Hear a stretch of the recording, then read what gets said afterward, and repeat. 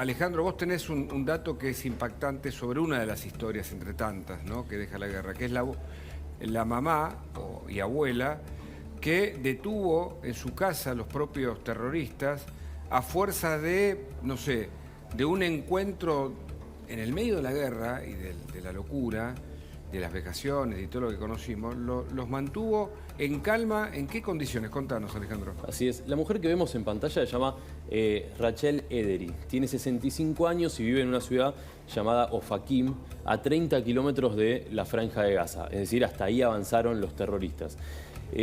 La mujer estaba en su casa con su marido y ve que empiezan a ingresar terroristas por la ventana al grito de Shahid, que en árabe significa mártires.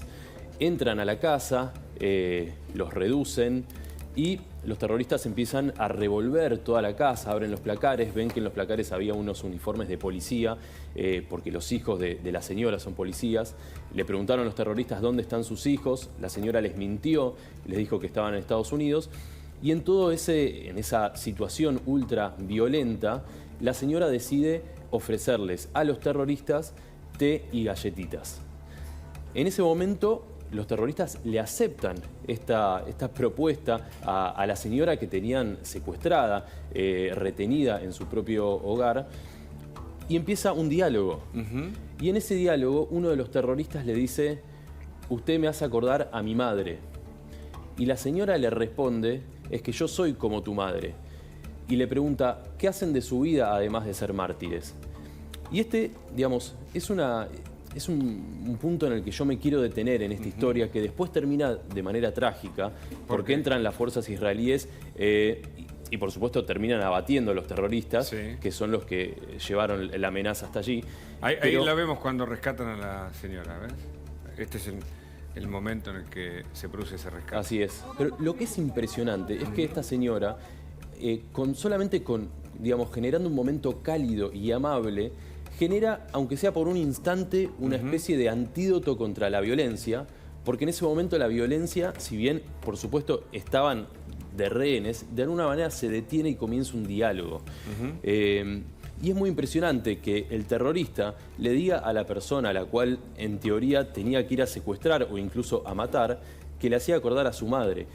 Y esto deja una reflexión de que hoy pueblos que parecen odiarse, que están en un conflicto sangriento, tienen muchísimas características en común, muchísimos rasgos en común, muchísimas costumbres, muchísimas comidas. Claro.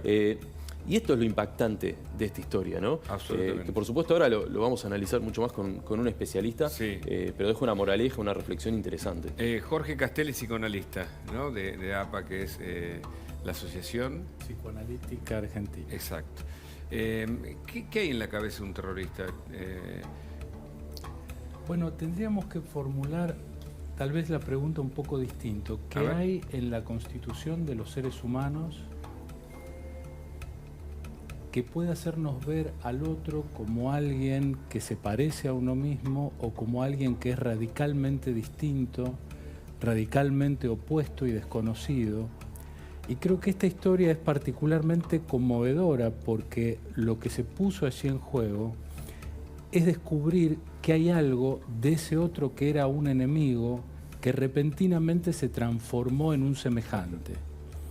La dimensión del semejante es en la dimensión que nos constituimos como sujetos. Correcto. Somos los únicos seres, los únicos mamíferos que necesitamos de un otro para sobrevivir espejo, ¿no?, al momento del nacimiento. Claro.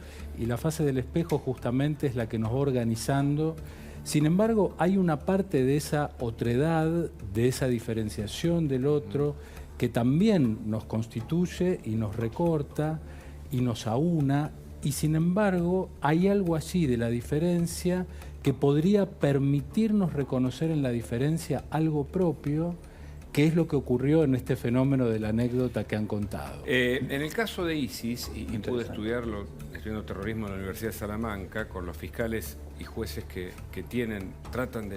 dicen que los chicos detenidos de ISIS, por ejemplo, tienen una programación que es muy difícil o sea, nunca le pasaba a quienes estudian el terrorismo a nivel mundial, nunca le había pasado lo que le pasaba con los chicos de ISIS, que estaban dispuestos a morir para encontrarse con las vírgenes que les prometen.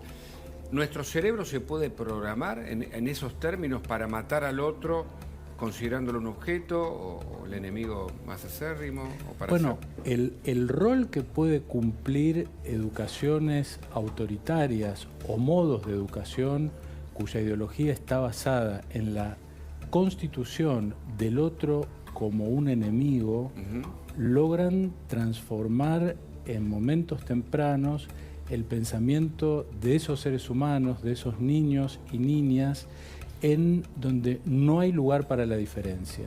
Porque la pregunta es, ¿asesino se nace o se hace?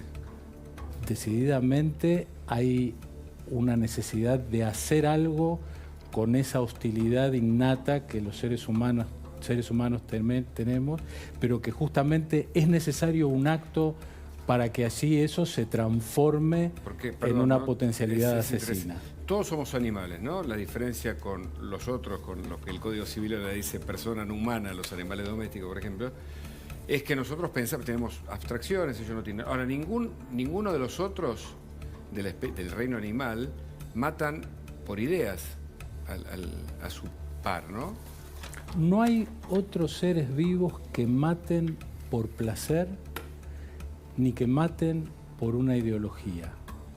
Esto es constitutivo de una violencia que es propia del ser humano, pero que tenemos mucho por hacer y mucho por decir en relación con esto justamente, que es lo que podría ser la contracara de pensar al otro como el otro radical, diferente, el puro enemigo, sino pensar al otro justamente como alguien con el que puedo identificarme. Y en la medida que hay una identificación, hay un pensamiento, hay un encuentro con el otro en donde hay puntos a través de los cuales puedo hasta comprender al otro en la diferencia. Alguien mencionó recién en la mesa que era en la cultura, en la comida, uno encontraba muchos factores que entre pueblos enemigos tenían muchas cosas en común. Eso es parte de algo de lo constitutivo entre el prójimo y el semejante, digamos, entre algo de lo que nos puede tornar un otro desconocido, un enemigo o alguien con quien podemos encontrarnos y descubrir que algo del otro está en nosotros. Jorge, quería hacer una pregunta, Julieta. Sí, hay algo interesante en esta historia que es la postura de la mujer esta, ¿no? Porque ahí justo ves las imágenes cuando la rescatan y efectivamente como que se desmorona, ¿no? Imagino la tensión y cómo habrá tenido que sobreponerse al miedo que le causaba esa situación para entablar de alguna forma un vínculo o una comunicación con esa persona que era una amenaza. ¿Qué es lo que pasó, digamos, por la mente de esta mujer o cómo se pudo actuar de una forma distinta y salvar su vida, ¿no? A partir de esa actitud distinta. Bueno, lo que cuenta el relato es que esta mujer vio en esos terroristas a un hijo, a un nieto.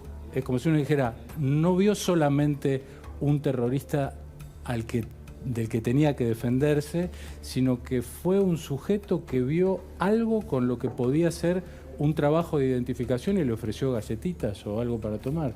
Quiero decir, rompió una lógica imaginaria de pura violencia y de puro enfrentamiento. La señora rompió una lógica antes de que la pudiera continuar el terrorista en esa misma línea. ¿Quiénes eran los rivales en la Edad Media? La palabra rival tiene un origen interesante, el que estaba del otro lado del River. Es decir, el que estaba del otro lado del River era el rival, pero a la misma distancia estaba el vicino, el voisin, el vecino, el next, el neighbor. Viene todo del mismo lado, el vecino es el que está cerca, el próximo, el prójimo. Y sin embargo, una pequeña diferencia que haya un River en el medio lo transforma en el rival y en el puro enemigo. Por eso lo que esta señora logró en ese instante, aparentemente de manera espontánea, fue descubrir que en el terrorista que amenazaba su propia vida había alguien que tenía algo de un semejante y lo trató como a un hijo o como a un nieto. Muy impresionante, Jorge. Interesantísimo escucharte, ¿eh? Gracias. Creo que todos necesitamos un poquito de terapia, ¿no? A esta altura para entender. Con mucho gusto aprovecho para ofrecer que en la Asociación Psicoanalítica Argentina el Centro Racker está ofreciendo una línea de consulta gratuita y directa para víctimas de terrorismo en el país y en el exterior. Resta solo buscarlo en Google, Centro Racker de la APA. Por algo la Argentina tiene récord, ¿no? de de psicoanalistas por habitante. Y por algo se nos explica parte de lo que vivimos en este presente, en estos 40 años de democracia más. Y país pionero en el desarrollo del psicoanálisis en Latinoamérica, por cierto. Claro. Absolutamente. Muchas gracias. ¿Me permitís un comentario? Sí, Diego, claro. Yo creo que es muy interesante lo que dice el doctor Castelli, muy ajustado a lo que estamos viviendo, pero yo quiero hacer una reflexión político-histórica. A ver. En Occidente, recordemos que hace solo 80 años, que en términos históricos es nada, los SS, las Fuerzas Especiales Alemanas, eran Hamas y se ocuparon de matar a millones de personas en cámaras de gas. Esto fue ayer en Occidente. Claro. No tenemos que ir, por supuesto, podemos ir a 500 años atrás o más, al medioevo, la Inquisición, la quema de personas por inventar cosas importantes. Es decir, en nuestra propia historia occidental, sabemos que hemos pasado por esos periodos y yo diría, todavía no hemos salido. Hoy hay discusiones muy activas respecto a este leviatán, a este monstruo que todos llevamos dentro de cada sociedad y de cada persona, y cómo se contiene ese monstruo del mal que portamos. Y que se relata ya en Caín y Abel como el primer fratricidio. Es decir, habita y está contenido en los relatos míticos justamente como descripción de esa parte siniestra de la naturaleza humana. Muchas gracias. Una última, Aguilar, sobre este conflicto. Tenemos lobos solitarios, amenazas en la Argentina, ya hubo varias en Aeroparque, a la Embajada de Israel, lo que pasó en Bélgica, en Bruselas, con el iraquí, entiendo, que mató a 2 suecos. Bueno, distintos fenómenos que a nivel del lobo solitario y de la guerra en Medio Oriente pueden extenderse o pueden globalizarse en el medio de 2 guerras que tenemos.